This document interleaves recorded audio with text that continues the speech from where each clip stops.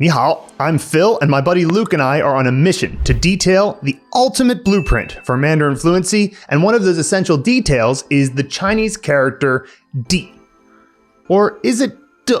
Well, I'll get to that, but understand that mastering this character is bound to impress native speakers, and since we'll give you a plethora of examples of how to use it throughout this video, you can be sure that by the end, you'll deepen your understanding of di, and in turn, become 1% better at Chinese today than you were yesterday. So, let's get back to that question. Is it di or de? Well, yes is the answer.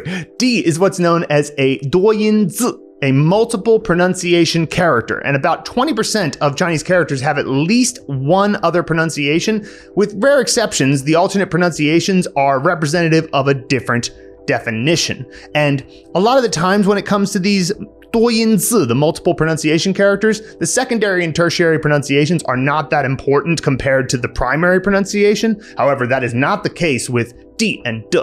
Both are super common. But before we get into that, let's talk a little bit about the construction of the character. So it's pronounced di, and on the left side, you have the soil component. That's what that left side component represents. And there are lots of characters that have this component. If you see that component, you can be sure that it has something to do with earth or soil or some kind of land in a certain way. And then the right side component is not semantic. That means that it is not related to the meaning of the character, but I like to think of it as a scorpion because it kind of looks like it. See, can you imagine like a little scorpion tail sticking out in that way? So we have soil on the left and a scorpion on the right.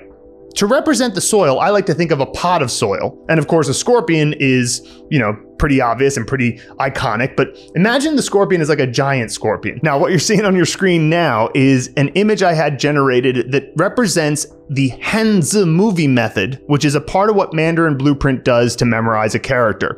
Now, the woman on the left is a representation of my friend Diane, and she is the representation of the D sound, like the letter D. And the fact that she is a female actor is the E sound in Chinese. So this character is pronounced D.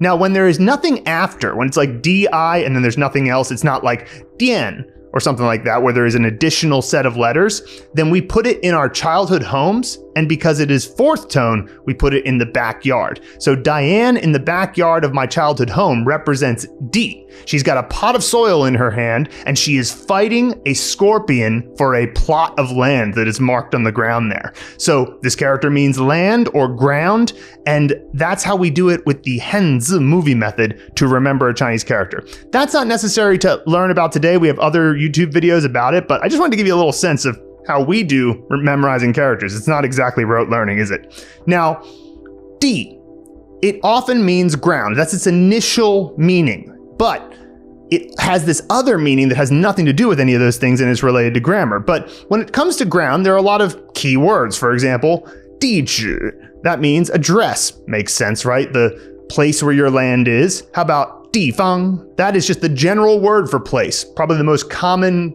word you might see that contains the character di. Ditu, I like this one, the land picture. Well, that's a map. But before I go into more explanations of how it works with ground, land, soil, locale, I want to talk about the d pronunciation because that's the adverb maker. D turns any adjective into that adjective plus li. For example, happy turns into happily, right? Now let's give you a bunch of examples and you will understand this very well by the end of this demonstration. So first of all, let's look at this word, 笨拙, a great word, 笨拙. This means clumsy. So you see somebody stumbling around, unable to keep their balance, that's called 笨拙. If I say 笨拙的, that means clumsily. Right? So you can see, pretty straightforward equation. How about this one? 认真. That means conscientious. Well then, what do you imagine that 认真的 would mean? Well, conscientiously. Pretty easy. 轻松. 轻松. I've always thought this is a great word for relaxed in Chinese. It does sound like it a little bit. 轻松. And 轻松的 is calmly. Now, this is a good example of how Chinese is sometimes easier than English because relaxedly is not really a word. I mean, you would probably understand somebody if they said that, but it's an example where in Chinese you just add d, but in English you would have to kind of change the word, right? Here's another example. 温柔,温柔. That means gentle. 温柔的, gently. 仔细, meticulous. 仔细的, meticulously. 努力, hardworking. 努力的, diligently. Now, all of that going from adjective to adverb is one thing, but we need to have a verb to make it make sense. So let's use the verb 说 to give you a sense of the adverbial phrase. For example, 温柔的说,温柔的说. Well, what would that mean? Gently speak or speak gently. 仔细的说,仔细的说. Well, meticulously speak. Speak meticulously, right? 认真的说. Speak conscientiously. So now we have a few adverbial phrases so you get the sense of it. Now, let's use another very common verb, 工作. 轻松的工作. 轻松的工作. Calmly work. So it's a description of how you're working, right? You turn an adjective, 轻松, by adding 的, you can now describe how the work is happening. 工作. 本桌的工作, right? Clumsily work. 笨拙的工作. Love that. Very simple. Chinese is easy. 努力的工作. Diligently work. And you're going to hear people say that one a lot. Now, there is a little bit of not exactly an exception, but a rule that you should be aware of. And even then, there's some exceptions to this rule, but sometimes you have one character adjectives like 慢 or 快. And the general rule of thumb with this, and again, there are some exceptions, is to just double up. 慢慢的,快快的. Because you'll notice the previous adjectives we used, like 认真 and 努力, were all two-character words. And Chinese often has this tendency to want to lean towards two characters. And of course, 的, technically speaking, is an additional character that you add on. So when you say 慢慢的 or 快快的, it's the same way as saying, slowly or quickly, while also keeping that two-character feel to it. 努力的,认真的,慢慢的, 快快的. See what I mean? Now, take a look at this sentence. 司机慢慢地走了过来. So this example shows the driver slowly, 慢慢地, came over, 走了过来. And so the adverbial phrase here is 慢慢地走. And then the end with 过来 is just the directional complement from the perspective of the speaker. So that's a good example of how to use this with a singular adjective. How about with a two-character adjective? Well, let's look at this. 他认真地完成作业. 他认真地完成作业. So he conscientiously 认真地 finished the homework. 完成作业. So 完成 is an interesting one because it is a verb, but it usually needs to be combined with what you finished. I mean, it doesn't absolutely have to be, but it's a very common thing to see that. 他认真地完成. What did they 完成? What did they finish? 作业, the homework, right? And how about this one? 他在努力地工作. 他在努力地工作. She is diligently 努力地 working, 工作. And this is a good example of how sometimes it's so obvious what it is that people often say. They often say 努力 combined with 工作. So people will often omit the 的 in this instance. You'll hear people say 他在努力工作. And what they really mean is 他在努力地工作, but they're leaving out the 的. Because in Chinese, things are very contextual. A lot of times you'll just go, oh, people say diligently working all the time. And so when things are said all the time, it's kind of the same thing like contractions in English. It's like we got tired of saying cannot, so we just started saying can't. And a similar thing happens with Chinese. But this is the actual structure, and then they abbreviate it to 努力工作. Now we've covered how when D is pronounced de, it works as an adverb maker. But what about when it's just functioning as it originally was intended, as the meaning of land or soil, or perhaps ground or floor, or locale. Well, we're going to cover all three of those, and we're going to use some really obvious examples of great words that illustrate this. Hey, real quick, this video was shot in front of a live audience of about 100 people online, and if you'd like to join the next one, you can do so by joining our free community. We do a live Q&A after each video shoot is complete, so you can join our free community, check the calendar function, and see when the next one is happening. We do them regularly. See you there. I think no better word than 地球 gets across the idea of how to use 地. Because what do you guys think a land ball is? Well, a land ball is, you're probably ahead of me, the earth. 地球. Chinese is pretty straightforward sometimes, and it's always kind of adorable, I find. And here's another example of a very obvious one.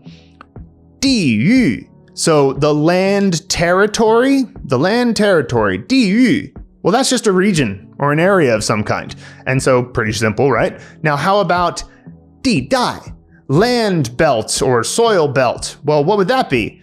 Oh, 地带 is also a region or area. Well, you'll notice this in Chinese that a lot of words get translated into English the same way. And so when this happens, do you just go, well, I can use either one? No, it's an example of how you need to have further context to truly master a word. Sure, knowing the characters is essential. Knowing the characters will make all of this much easier, but when you have example sentences, that's what gets you to the next level. So let's look at this sentence. 这家餐厅在这个地域非常有名. This restaurant is very famous in this area. Oh, okay, so this area, this is referring to like what people inhabit and the types of shops that might be there, the types of restaurants that might be in the area. I got a sense of that. All right, now let's take a look at this sentence. 沙漠是一个特殊的地带. The desert is a special zone or area. Ah, I see. There's deserts and you got mountains and rainforests. Oh, these are 地带. Now, with anything like this, there's often a little bit of overlap on the margins. So I used two examples that kind of exemplify two areas where you would use one and you wouldn't use the other. And when you get to certain other marginal cases, maybe either one can work. But this is an example of how you need to have sentences to ensure that you get a true mastery of the character. That's why ultimately building comprehension through learning characters is just one of the steps, and it's such an essential step in Chinese, but you have to get lots of comprehensible messages in order to truly acquire the words. But let's keep going. How about this one? I love this word. 地理. Land logic. The logic of the land. 地理. Any guesses of what this one might mean? Well, it's actually geography. And I love that. I love how the Chinese were just like, what should we call this type of study? Well, it's the logic of land, 地理. Makes sense. And yet another example of how simple Chinese can be sometimes. How about this one? 地形. Land, shape, the land shape. Well, you're probably ahead of me. This is topography or terrain. 地形. Amazing, right? Chinese is so straightforward. This one, 地震. I love this because this is actually a mini sentence. The subject of the sentence is 地, and the predicate is 震. So 地震, land, vibrate. Well, knowing that that is the subject and predicate, what do you think this means?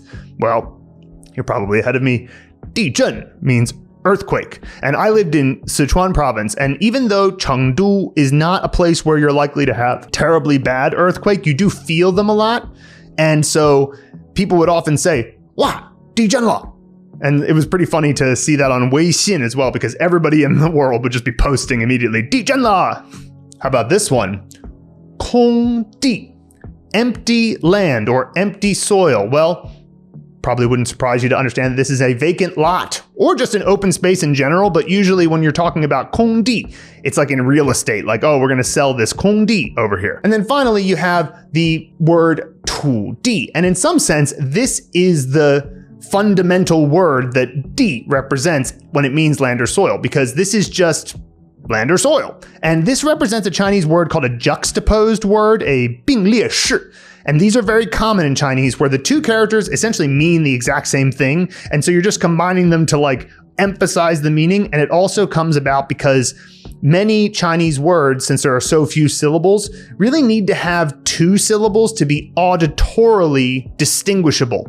There's so many sounds that are exactly the same, so if every word was only 1 character, a lot of times you wouldn't be able to tell which one you're talking about, right? So a lot of words ended up being 2 characters, and even though they have the same meaning, the reason why they're 2 characters is so you can distinguish them between other words. So we went over di when it means land or soil, but a lot of times it also means ground or floor in particular, like in the word diban, the ground plank, diban. Well, not surprising that this means floor or flooring. You wouldn't refer to the grass outside as the diban, but you certainly could refer to the kitchen floor as the diban. Also, another one of my favorite words that I needed to use all the time as a drummer, which is ditan. Ditan. Ground blanket, the floor blanket. Well, that's actually a carpet. Ditan. I love that. The idea that there's like, the floor needs a blanket. Let's call it a carpet. I just love that. And I had to ask for this a lot because if you're unfamiliar with drums, when you hit the kick drum, if you don't have a carpet and you're on like, say, a linoleum surface or something, a linoleum diban, then it's just going to slide. And so I would often at gigs have to ask like, 你们有没有地毯? Which means like, do you have a carpet I can use? So, all right, so we have ditan there. How about this one? Chong D, venue ground, Chong D. Well, this is just a site of some kind or a ground of some kind. And this is one of the ones where I feel like you kind of need a sentence to get a sense of what this is, because you can see Chong D and see site or ground, and it's like, but when would I use that? That's such a broad idea. Well, this sentence ought to give you a sense of how it works. 我们在公园里找了个空的场地. We found an empty space 场地 in the park. And that gives you a sense of, oh yeah, sure, I can imagine in a park there's like a bunch of different 场地s around. You know, I used to play frisbee in the park next to the Global Center in Chengdu, which I don't know if it still is, but at the time it was the largest freestanding building in the world. It had the most square footage of any building in the world. It was a pretty massive building, and there was this big park next to it, and we had a 飞盘场地, which is a frisbee ground or a frisbee site. How about this one? 工地, the work ground. Well, construction site, right? Obvious. 工地. How about 落地, fall plus ground? Oh, fall to the ground. Shocker, right? Sometimes Chinese is really straightforward. 地上, ground on, ground above, on the ground or above ground. 地下. Can you guys imagine what this one might be? Well, it's underground. So you can see this is pretty straightforward stuff, right? And guess what else is underground? The 地铁. The ground iron. What do you think the ground iron is? It's underground. Well, it's the subway or metro. 地铁. So you can see that this is the type of thing that you can master when you get Chinese words from the Chinese characters. This is why learning character by character is so much more essential, because a lot of teachers, they like to teach word by word. And if you learn word by word, then you'll suddenly have 2 characters you don't know in many instances. This happened in university all the time, which means you have the components of those characters that you don't know, which means you have the pronunciation of those characters that you don't know. And so there could be as many as like 21 disparate facts that you don't know. And that's too much for our brain to handle. So we need to focus on learning character by character bottom up in order to reach real long-term fluency. Okay, now let's talk about when it means locale, because this is also a way that you can imagine di. And remember at the beginning how I said that difang is probably the most common word that uses this character? Well, that's because it means place. And difang has ended up becoming kind of a meaning of di. And that happens a lot, where a very common word, you'll end up having one of the 2 characters become simply the abbreviation of that word. And that's what happened with di. For example, why di? So an outside locale, an external locale. Well, what would that be? Well, it's just a foreign place or other places. You know, whenever I would say to someone who messaged me on WeChat asking, oh, are you free to come over today for a rehearsal? I might say, if I was in another city, I might say, 我在外地, right? So I'm not in Chengdu, right? It could be that I'm outside of the country. I could say, 我在国外, but that would mean I'm outside of China. It just means any kind of a place, an external place compared to what you normally consider internal, which is obviously somewhat subjective. And speaking of internal, we have 内地. So this is the opposite, essentially. Although you will often see this used in a little bit more of a political sense of domestic territory, but it can also just mean what you consider to be inside. Now, how about this one? 本地, the origin locale. Well, this just means local or native place. And how about this word? 当地, present locale. Well, this also means local. So we're going to have to whip out the sentences again because this is not going to make much sense between the two if you don't see some point of comparison. So let's take a look at this sentence. 本地人都喜欢这家餐馆. The local 本地 people all like this restaurant. Okay, so I got a sense that like we're talking about something that is happening here. We're in this restaurant now and we're talking about the locals. Okay. 我们会参观当地的农场. We will visit the local farms there. So the people talking in this sentence are not currently at the farm. They're talking about the place they will be, and they're referring to it as 当地. So imagine they're like, we're going to Des Moines next week because we're going to check out some farms. And they're like, okay, let's talk about the 当地的农场, the local farms, because we're not there yet.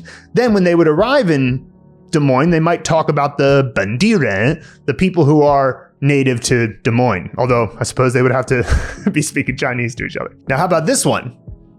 各地, each locale. All right, each locale, 各地. Well, what might this mean? Well, it actually just means various places or everywhere. 各地, 各地. Gotta love that one. And then finally, 产地, produce plus locale. Produce locale. What's the produce locale? Well, it's just the place of production. 产地. So now we've covered the land or soil function of 地. We've covered the ground or floor function. We've covered the locale usage, and probably the most important one, the adverb maker. So this is an essential character to learn in Chinese, and I hope that you can come back and reference this video many times if you ever get stuck on exactly how are you supposed to use this and what's the way you can imagine it. Now, next, for those of you watching live, I'm going to be doing a Q&A. And for those of you on YouTube and want to join the next live event, you can do so by joining our free community. There will be a link in the description. So, 感激不尽，再见。